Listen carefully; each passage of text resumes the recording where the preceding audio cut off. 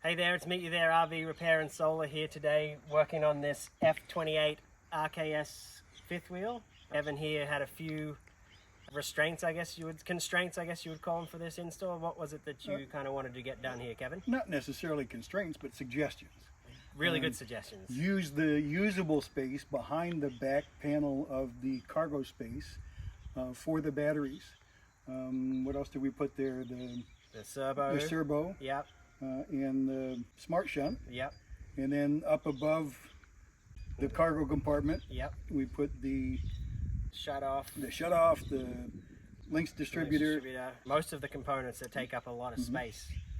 And then we put the inverter where the batteries used to store, not losing any space at all. None at all. No, even in the front bay where we put the MPPT, it's tucked up in between the frame, which isn't anywhere that you usually store things anyway.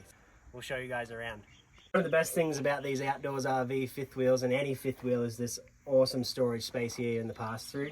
Kevin has 400 amp hours of battle-born lithium in here, and those were going to take up a lot of space in his precious cargo bay. Luckily, Kevin did a little digging and he knocked this wall down and found out that we had a perfect spot for the batteries right here. So we were able to put all 4 batteries right there, nice and secure. They're going to be next to the plumbing.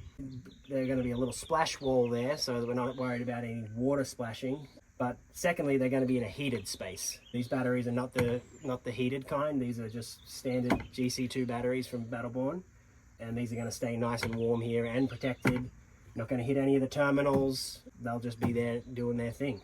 To show you around, Kevin's going to put this back up. Originally it was up with staples. He's going to put it up with some nice looking screws, just so he has access to that. We talked about maybe putting some plexiglass in and things like that as time goes on. Up here we have all our system running across the top here, so our disconnect, our smart shunt, our fusing. Again, if you're looking at it from outside, you don't notice it taking up any space in the pass-through there. You just see Kevin's face on the other side there. Great use of space. We also put a LED strip light in here. We replaced the original light that was here with this strip light, which lights up the space a lot nicer. Just next door here, we have the Multi+ 2. This was the location of the old lead acid batteries. We now have the Multi+ 2 in here. It's a nice vented compartment. Bottom will be sealed to prevent any road splash or anything like that. This is a 50 amp rig. It's got the Multi+ 2 there in the pass-through. This came with 3 factory Zamp solar panels. We added a 4th Zamp solar panel and put our own combiner box in. He now has 680 watts of solar on the roof. And in the front here, this is where the MPPT and the shutoff is, and as you can see, this is kind of in this recessed area of the walls. He still has access to all this storage space in his front bay here. I'll show you the solar panels up on the roof next. Kevin's fifth wheel came with the 3 Zamp panels and maxed out with the 3 Zamp panels of 510 watts of Zamp solar. We added a 4th panel. We just had to change the Zamp box around and wire the panels. We did them in 2 series, 2 parallel. The Zamp stuff usually comes just 3 parallel from the factory. With that, he's now has 680 watts, which will pair nicely with his 400 amp hours of lithium.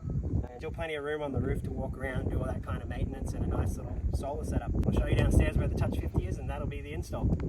The nice thing about the fifth wheels is we can get these outdoor fifth wheels is we can get the Touch 50 right here next to the AC control panels. It's not without a challenge because we have an ABS drain pipe, a vent stack actually, to the roof right here.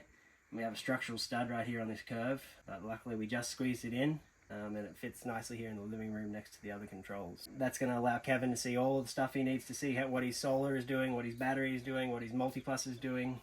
Really getting to know the system and the items in the RV and exactly what is drawing how much power and how to manage that.